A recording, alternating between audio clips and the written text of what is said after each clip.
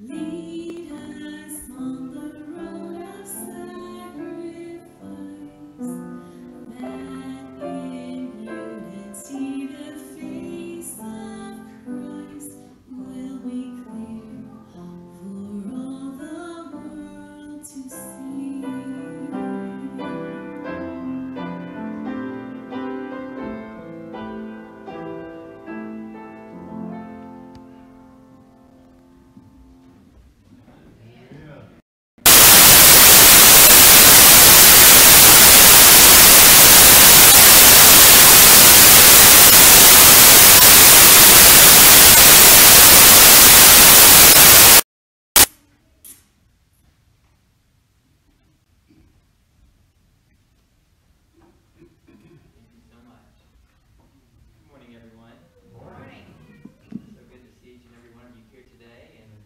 A very warm welcome to all of our guests. We're so glad that you're here today.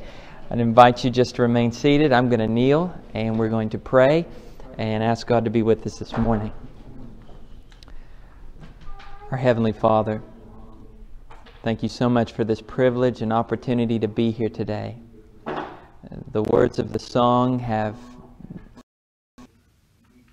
really what this is about. Lord, we want to be like you in all things. Father, what I ask today, Lord, you know what we need more than we need it. You know what we need more than we realize. And so I'm praying that you would answer our prayer today, that you would come and that you would touch our hearts. Father, you called each and every one of us to follow you and to give our heart fully and completely to you, to live for you more than anything else. And I pray that you would speak today, that, Lord, you would live inside. We thank you, we love you, and we pray these things in Jesus' name. Amen.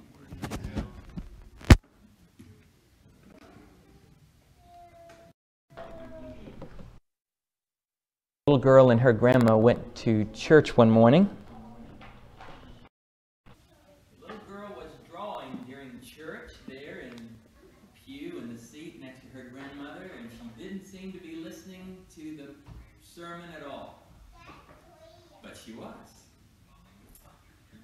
Pulling on her grandma's sleeve, she asked her and said, "Grandma, did the preacher just say that Jesus lives in us?" "Yes, honey, he does," her grandma said. The little girl went back to drawing, was drawing for a while, and then another question came up. She reached over, tugged again, and said, "Grandma, did the preacher just say that God is bigger than us?" "Of course, precious. God is bigger than us." So she turned and looked and said, "Well, if he is bigger than us and he lives in us, shouldn't some of him show through?" Amen. Shouldn't some of him show through? This is what it means to be a follower of Jesus. It means that God is so big and we are so small that Jesus shines through. We lose sight of ourselves and Jesus then becomes everything. This morning we're going to begin a new sermon series together, and I'm excited that we're all here together to go through this journey. Our sermon series is going to be about following Jesus, also called discipleship. Now, what does it mean to be a follower of Jesus? Does it simply mean we go to church? Does it mean that we might have a church office, or that we believe a certain set of biblical teachings? Does it mean we give some offerings? Does it mean that we volunteer? Is this what it means to be a follower of Jesus? Or is there something more? And I'm excited about this because I believe that God is working on my heart and He is challenging me personally. And this morning I want to take a journey with you, and over the next several weeks. I believe this is an area that all of us can learn and we can grow. And it doesn't matter whether we're just thinking about becoming a follower of Jesus. It doesn't matter if we're a brand new follower of Jesus. And it doesn't matter if we've been following Jesus for years. This series is for all of us. It's It's about going deeper with Jesus. And so this morning, as we look at the most important part of being a disciple, I want us to look at this foundation of what it's built, what it means to be a disciple, what's the very heart. Everything builds on this. This is the most important thing of being a disciple of Jesus. And so if you take your Bibles, I want you to turn with me to the book of Matthew. Matthew chapter 16 is where we're going. Matthew chapter 16. and we're going to verse 13. Chapter 16 and verse 13. And when you get there with you, please say amen. Amen. Matthew chapter 16, and we're going to verse 13. And let's look together at what the Bible says. When Jesus came into the region of Caesarea Philippi, he asked his disciples, saying, "Who do men say that I, the Son of Man, am?" Jesus took his disciples to this place that we are told was Caesarea Philippi. It was several miles north of the Sea of Galilee. And there in that region there were more Gentiles than Jews. When Jesus was in the area of Galilee, he was crowded constantly by people coming to hear him teach, to see him perform miracles. People surrounded Jesus everywhere he went in Galilee. But now he wanted some one-on-one time with his disciples. He wanted to be in a place where he could talk to them because he had something very important he wanted to share with them. But before he could tell them, he wanted to ask them some questions. And the first question he asked was, who do people say that I am? In verse 14, so they said, some say John the Baptist, some say Elijah, and others Jeremiah or one of the prophets. I'm sure that it had to be sad for the disciples to have to admit to Jesus that people really didn't believe he was the Messiah. No one had ever heard Jesus teach the way Jesus taught.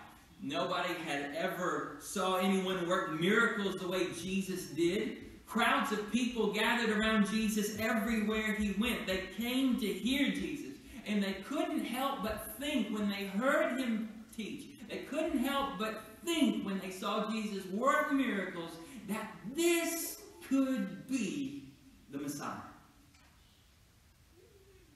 But there was just one problem. Jesus didn't do what they thought he should do. They thought the Messiah would be this great earthly king that would deliver them from their enemies and give them earthly greatness. But the people were disappointed in Jesus. And so they thought, he must be a prophet, but not the Messiah. So now Jesus asked another question. Verse 15. And he said to them, "But who do you say that I am?"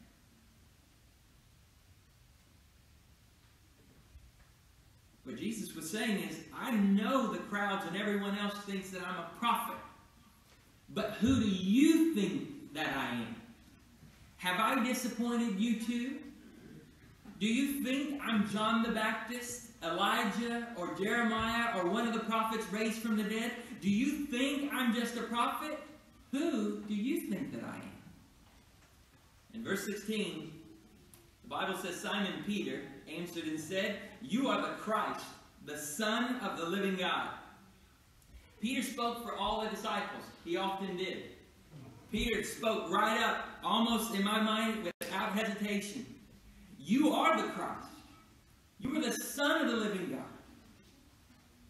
It's like as if Peter was saying, it doesn't matter what everybody else thinks. It doesn't matter who everyone else thinks that you are. We know who you are. You are Adam and Eve's promised seed. You are Moses' I am. You are the desire of all nations, the Rose of Sharon, the Son of David, the King of Israel, the Lion of the tribe of Judah. You are the Messiah, the one we've been waiting for. Everyone else thinks you're a prophet, but we know who you are. You are the Christ. Verse 17, Jesus answered and said to him, Blessed are you, Simon Bar-Jonah, that is, son of Jonah. For flesh and blood has not revealed this to you, but my Father who is in heaven. And I also say to you that you are Peter, and on this rock I will build my church, and the gates of Hades will not prevail against it. And I will give you the keys of the kingdom of heaven. And whatever you bind on earth will be bound in heaven, and whatever you loose on earth will be loosed in heaven. And then he commanded his disciples that they should tell no one that he was Jesus the Christ. What Jesus was saying was, Peter, I know that you didn't figure that out on your own.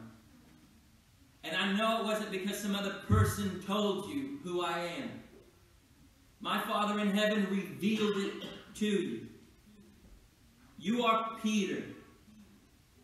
In the Greek, Petros, a little stone. But I am Petros, an unmovable stone. And I will build my church on myself. The gates of Hades will not prevail against you. Peter, I know what's coming in your future. I know what's coming in the future of all of my followers. I know what's coming. I know the trials and the difficulties that you will experience and go through. And I want you to rest assured, no matter what happens in your life, no matter how fierce Satan's attacks against you and everyone else will be, no matter how challenging life may be, no matter what you face, you and my church are going to go through if you will just build on me. I find a lot of encouragement in these words of Jesus. The promise here of Jesus is that if we build our life on him, we will be able to stand. Jesus knows what it is that we will face before we ever get to it. He knows the trials and the heartache.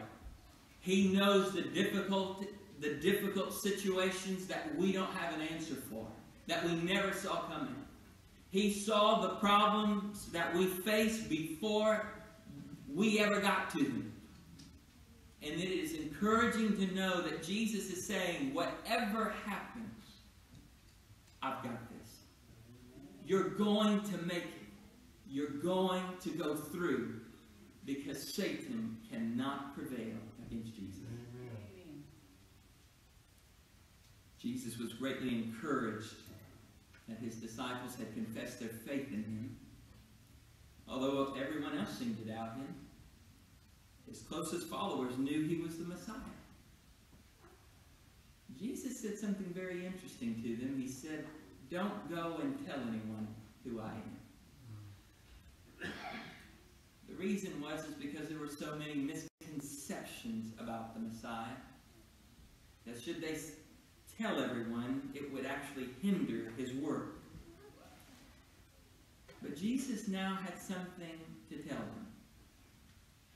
Something he had never told them before. It was the whole reason that they were there. Verse 21.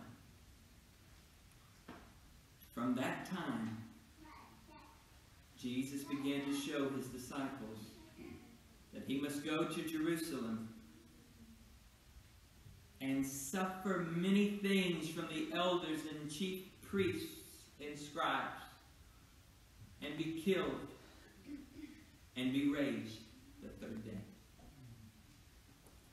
Up until this point, Jesus had never revealed to them his sufferings.